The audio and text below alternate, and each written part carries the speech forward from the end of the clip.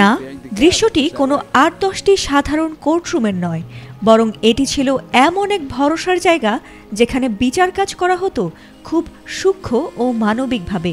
এমনকি সেখানে বিচারককে শিশুদের সঙ্গেও দেখা যেত বেশ উৎফুল্লভাবে। সেই মানবিক বিচারক ছিলেন একজনই, তিনি আর কেউ নন, যুক্তরাষ্ট্রের কিংবদন্তি ও সবচেয়ে জনপ্রিয় বিচারক ফ্র্যাঙ্ক ক্যাপ্রিও। সদা হাস্যজ্জ্বল মানুষটি বিশ্বজুড়ে পরিচিত ছিলেন সবচেয়ে দয়ালু বিচারক হিসেবে, কিন্তু দীর্ঘদিনের ক্যান্সারের সঙ্গে লড়ে প্রকৃতির অমোঘ নিয়মে অবশেষে তিনি পাড়ি জমিয়েছেন না ফেরার দেশে। বিবিসির এক প্রতিবেদনে তার মৃত্যুর বিষয়টি জানা গেছে। পৃথিবীর সবচেয়ে দয়ালু বিচারক হিসেবে খ্যাত এই বিচারকের মৃত্যুতে যুক্তরাষ্ট্র জুড়ে শোকের ছায়া নেমে এসেছে। বুধবার তার অফিসিয়াল ইনস্টাগ্রাম অ্যাকাউন্টে তার মৃত্যুর খবর জানানো হয়। সেখানে তার পরিবার এক বিবৃতিতে জানিয়েছে, তিনি শুধু একজন সম্মানিত বিচারকই ছিলেন না, ছিলেন একজন আদর্শ স্বামী, পিতা, দাদা, প্রপিতামহ ও সবার প্রিয় বন্ধু। তিনি তার দয়া, নম্রতা ও মানুষের কল্যাণের প্রতি অটল বিশ্বাসের জন্য বেশ জনপ্রিয় ছিলেন। আদালতে তার ব্যতিক্রমী মানবিক দৃষ্টিভঙ্গির জন্য তিনি আলোচনায় আসেন।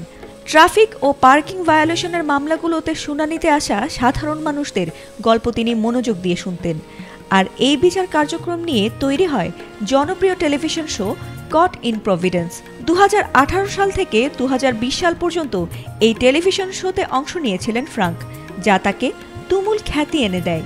এমনকি এমি অ্যাওয়ার্ডসের জন্য মনোনীত হয় তার অনুষ্ঠানটি। শোয়ের বিভিন্ন ক্লিপ এখনও সামাজিক যোগাযোগ মাধ্যমে নিয়মিত ভাইরাল হয়। 1936 সালে জন্ম নেওয়া ক্যাপ্রিও ক্যারিয়ার শুরু করেছিলেন শিক্ষকতা দিয়ে।